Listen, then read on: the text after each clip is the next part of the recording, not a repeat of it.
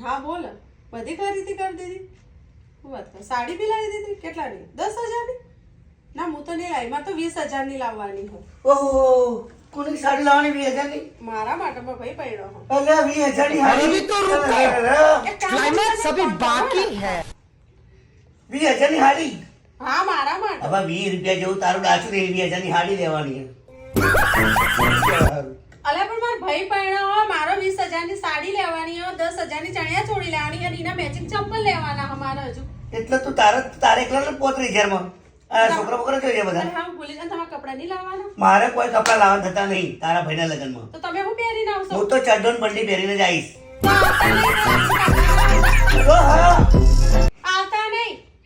તો તમે આપણે તમારા ભાઈનું સારું વિચારતા જ નહીં બસ. બાપા એ તારો ભાઈ 35,000 તું પડા ભાઈ બેના છોકરા ના લાવ કપડા એટલે કેટલા પડશે?